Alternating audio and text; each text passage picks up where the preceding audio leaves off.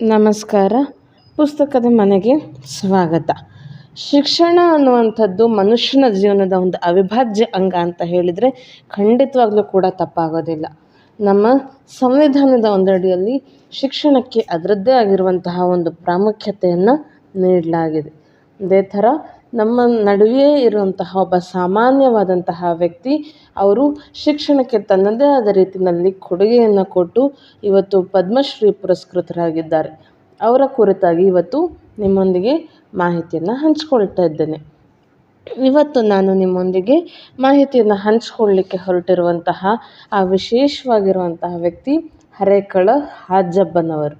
ಇವರು ಮಂಗಳೂರಿನ ಸಮೀಪದಲ್ಲಿರುವಂತಹ ಹರೇಕಳ ಅನ್ನುವಂತಹ ಒಂದು ಚಿಕ್ಕ ಗ್ರಾಮಕ್ಕೆ ಸೇರಿದವರು. ಕಿತ್ತಳೆ ಹಣ್ಣನ್ನು ಮಾರಿ ಅದರಿಂದ ಬರುವಂತಹ ಒಂದು ಹಣವನ್ನು ಉಳಿಸ್ಬಿಟ್ಟು ಸರ್ಕಾರಿ ಶಾಲೆಯನ್ನು ಕಟ್ಟೋದಕ್ಕೋಸ್ಕರ ಸುಮಾರು 1.5 ಎಕರೆಗಳಷ್ಟು ಜಮೀನನ್ನು ಅವರು ಶಾಲೆಗೆ ದಾನವಾಗಿ ನೀಡ್ತಾರೆ. ಅವರ ಕುಟುಂಬವನ್ನು ನೋಡ್ತಾ ಹೋಗೋದಾದರೆ ಅವರಿಗೆ ಪತ್ನಿ, 2 ಪುತ್ರಿಯರು ಮತ್ತು ಒಬ್ಬ ಪುತ್ರ ಕೂಡ ಇದ್ದಾರೆ. ಅವರೆಲ್ಲ ಪೇಂಟಿಂಗ್ ಕೆಲಸದಲ್ಲಿ ಅವರು ತಮ್ಮನ್ನು ತಾವು ತೊಡಗಿಸ್ಕೊಂಡಿದ್ದಾರೆ. ಇದರ ಜೊತೆಗೆ ಅವರ ಸಾಧನೆಯನ್ನು ನಾವು ನೋಡ್ತಾ ಹೋಗೋದಾದರೆ ಕಿತ್ತಳೆ ಹಣ್ಣು ಅವರು ವ್ಯಾಪಾರವನ್ನು ಮಾಡ್ತಾಯಿದ್ರು.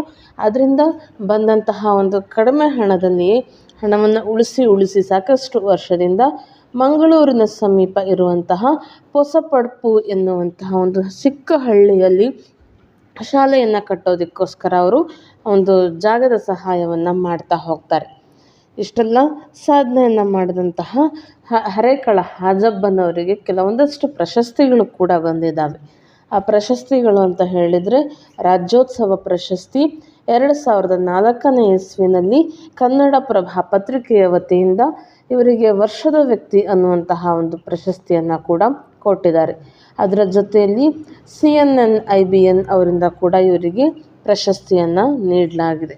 ಇದೆಲ್ಲದಕ್ಕಿಂತ ಹೆಚ್ಚಾಗಿ ದೇಶದ 4ನೇ ಅತಿ ದೊಡ್ಡ ಪ್ರಶಸ್ತಿ ಅಂಥೇಳಿ ಅನ್ನಿಸ್ಕೊಂಡಿರುವಂತಹ ಪದ್ಮಶ್ರೀ ಪ್ರಶಸ್ತಿಯನ್ನು ಅವತ್ತಿನ ನಮ್ಮ ದೇಶದ ರಾಷ್ಟ್ರಪತಿಗಳಾಗಿದ್ದಂತಹ ರಾಮನಾಥ ಕೋವಿಂದ್ ಅವರು 2021 ನವೆಂಬರ್ 8ನೇ ತಾರೀಕು ಇವರಿಗೆ ಪ್ರಶಸ್ತಿಯನ್ನು ಪ್ರದಾನ ಮಾಡ್ತಾರೆ.